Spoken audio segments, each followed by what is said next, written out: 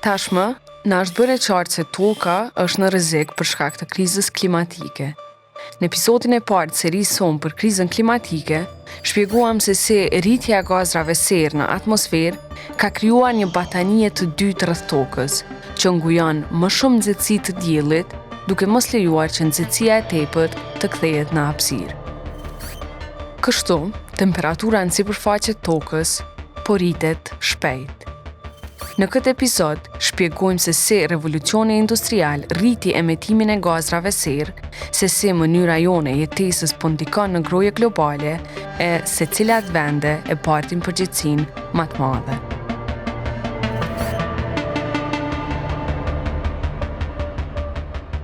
Revolucioni industrial solli shumë ndryshime që sot i konsiderojnë të mirëqena. A vozisni makinë? A hani dredhza ndimër? A blini gjëra që janë prodhuar në pjesën tjetër të botës? A i gjeni gjithnjë raftet e tregjeve plot? Fillin e krejt këtyre mund ta gjeni te ky revolucion. Në këtë revolucion, po ashtu mund ta gjeni edhe fillin e diskutimit të sotëm për krizën klimatike. Revolucioni industrial ishte një periudhë e zhvillimit shkencor dhe teknologjik në shekullin e 18, që transformoi kryesisht shoqëritë rurale në të industrializuara urbane. Mallrat që dikur ishin punuar me dorë dhe me pakicë, filluan të prodhoheshin sasi masive në fabrika. Krejt kjo falë shpikjes së makinerive dhe teknikave të reja në industrinë e tekstilit, hekurit dhe të tjera. E për t'i mbajtur makineritë në punë, për t'i ndërtuar hekurudhat dhe rrugët që lidhin botën, e për të prodhuar mallra në çdo kohë, duheshin burimet e energjisë. Dhe më i liri ndër ta, por ndër më të dëmshmit, ishte qymyri. Me industrializimin që po prekte vende të ndryshme, u rrit tej mase përdorimi i qymyrit si burim energjie dhe si emetues i madh i karbonit. Që atëherë, energjia elektrike u bë esenciale në jetën tonë të përditshme. Sot, secili prej nesh e përdorim atë kudo, për të ngrohur dhe për të gatuar në shtëpi, për të punuar e tjerë. Në fakt, sot, pak gjëra mund të bëhen pa energji. Për makinat apo autobuset që i shfrytëzojmë për ditë, na duhet nafta apo benzina. Ngjashëm kur kalojmë mijëra kilometra me aeroplan. Për të pas energji elektrike e për të udhëtuar, duhet djegu lëndët fosile nën tokë si qymyri, nafta e gazi.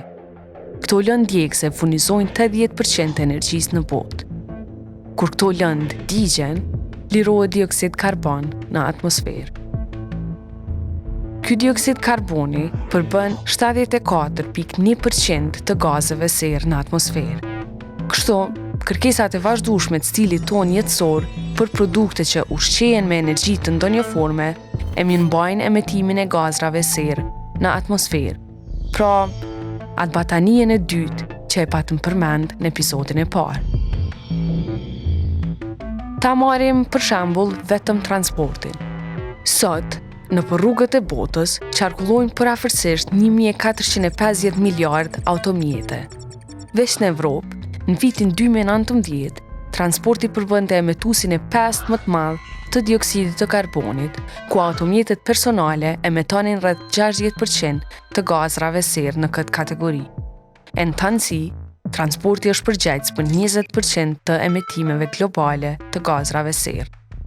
Pastaj, është edhe sistemi i ushqimit në tërësi, ku vetë procesimi i ushqimit, paketimit dhe transporti përbën rreth 25% të emetimeve të gazrave serë. Në fakt, blegtoria dhe plehu i kontribuojnë emetimeve globale me 5.8%. Kjo sepse disa nga kafshët prodhojnë gazra serë përmes një procesi të quajtur fermentim enterik. Ky proces nënkupton që kur mikrobët në sistemin e tyre tretës shpërbëjnë ushqimin, ata prodhojnë metanin si nën produkt, një prej gazrave serë. Kjo do të thotë se viçi dhe qengji priren ta kenë një gjurmë të lartë të karbonit. E kjo mund t'jetë edhe arsyeja se pse mund t'ju ketë rënë të dëgjoni a sheni se si promovohet konsumimi më i paktë i mishit apo përdorimi i autobusëve apo ecjes si aktivitet kundër ndryshimit klimatik. Pa ndikimin e njerëzve që djegin këto lëndë djegëse fosile për energji, ky karbon nuk do të kishte gjasa të arrinte në atmosferë. Por kush kontribuojnë më shumti ndër vite për ta sjellë këtë nivel të gazrave serë në atmosferë? Që prej viteve 1880 e deri në vitin 2021, figuron një numër i vogël vendesh që kontribuojnë në shumicën e emetimeve të gazrave serë në botë. Shtetet e Bashkuara të Amerikës qëndrojnë të parat në listë me 20% të totalit global.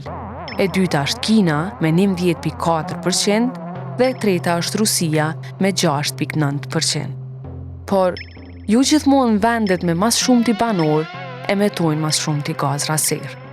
Për shembull, Kina, India, Brazili dhe Indonezia përbëjnë 42% të popullsisë botërore, por vetëm 23% të emetimeve gjatë viteve 1880-1990.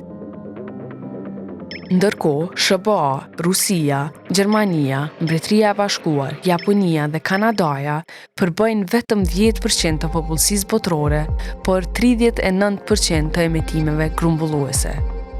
Por vendet e para që po i ndjejnë dhe do t'i ndjejnë efektet e krizës klimatike janë në fakt ato që i kanë kontribuar më së paku kësaj krize. Andaj, në diskursin e sotëm publik, është e zakonshme të flitet për atë që njihet si drejtësi klimatike. Drejtësia klimatike kërkon që vendet e pasura e të industrializuara, të cilat kanë kontribuar më shumë në emetimin e gazrave serë, ta ndajnë pasurinë, teknologjinë dhe njohurinë e tyre me vendet më të prekura për t'u kthyer atyre borxhin klimatik. Djegja e lëndëve fosile, prodhimi masiv i ushqimeve dhe produkteve tjera, përveç që po e ngulfat atmosferën me gazra serë, po e ngulfat edhe mushkritë e planetit Tokë, oqeanet dhe pyjet. E në episodin e radhës, do t'u hedhim një sy ujrave të kaltër dhe se po i ndryshon kriza klimatike duke rrezikuar vende të tëra nga rritja e nivelit të oqeaneve.